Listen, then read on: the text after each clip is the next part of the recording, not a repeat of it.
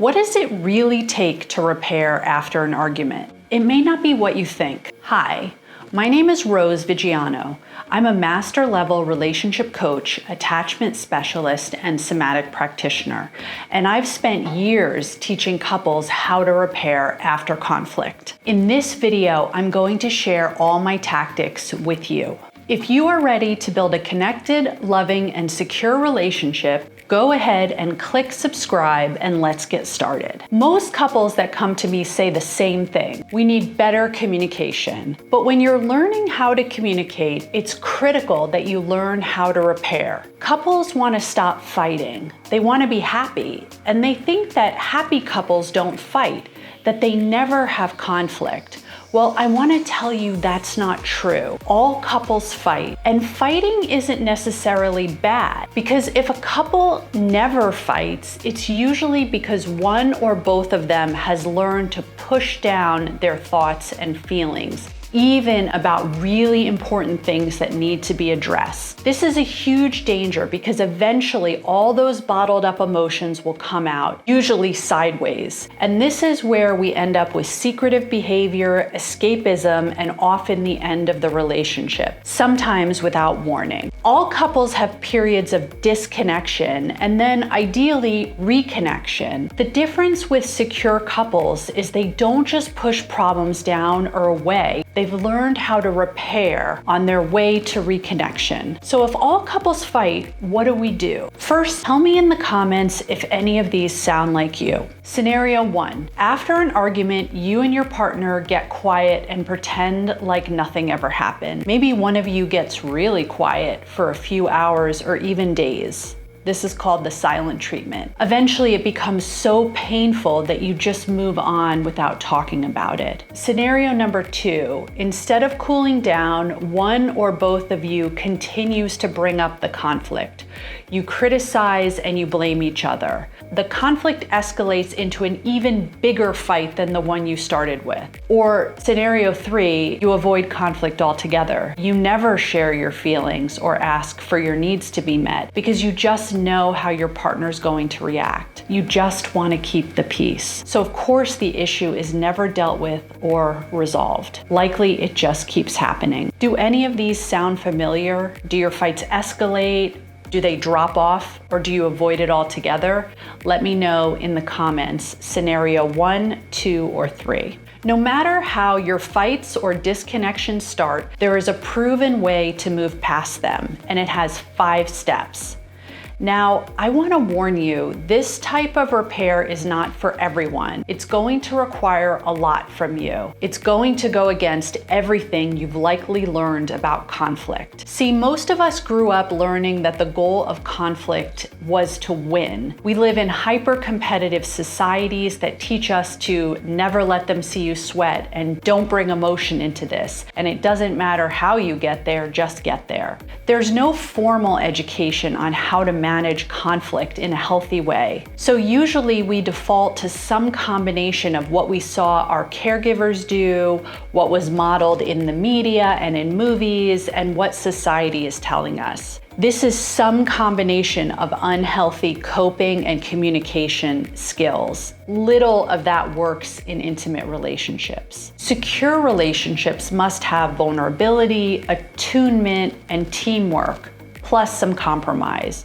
You have to really learn how to listen to each other without reacting. In this 5-step system of repair, you have to be willing to see where you were wrong, be vulnerable with your feelings, and create a vision for a different future. And you need one more thing, but I'll save that to the end. Okay, step 1, to really repair after a conflict. This might be the hardest step for some of you. Name what your part in the conflict is and how that must have made your partner feel. Let's say you were late for an important event. Your partner is annoyed. You can feel their anger, especially since they reminded you, but you were stuck at work. You have an important project that's due on Monday. Isn't it more important that you provide for the family and be successful at work and miss some small part of the event? Well, maybe, but to make that case, you would have had to talk that through before the event with your partner and decide together that work would be the priority. priority. Now you're late to the event and you agreed to be there on time and your partner is angry. So to do step one, you have to put aside anything the other person may have done that also wasn't great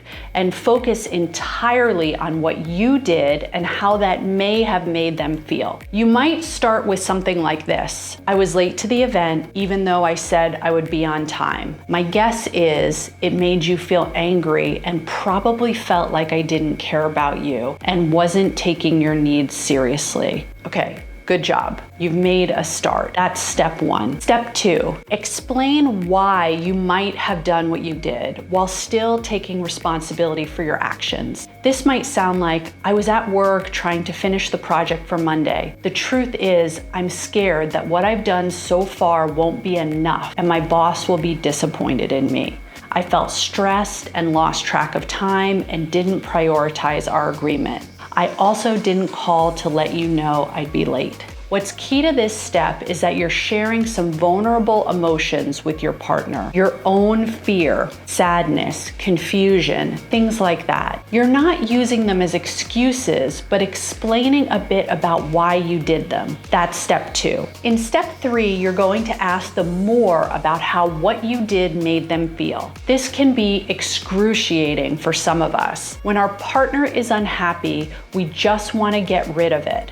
We just want to make the repair and have it be okay. But part of what's going to make it okay is listening to their thoughts and feelings. This might sound like, can you tell me a little bit about how my being late made you feel and what was going through your head? Now they're going to tell you, and hopefully they won't use it as an opportunity to bash you. In fact, if you're a couple watching this video together, here's a tip for the person receiving the repair. Use this chance to share your feelings, but don't attack, blame, or criticize your partner. If you find yourself saying things like you always and you never, you might need some time to cool down before talking through the issue. That's step three. Step four is to make your apology.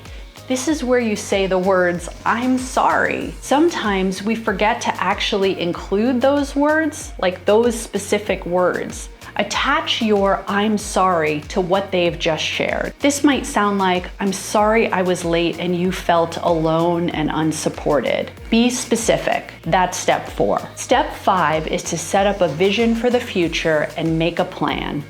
See, saying I'm sorry has no impact if things don't change. In fact, continuing to apologize without making any attempts for things to be different is destructive. So step five might sound like, in the future, I'd like to be on time for events. I'm gonna set alarms on my phone. I'd also like to go over the calendar and make sure I'm not overcommitting to plans when I know I have a busy period at work. That's step five. And I want to give you that secret bonus step. Well, it's actually the most crucial step if I'm being honest. The step is learn to pause and not escalate conflict.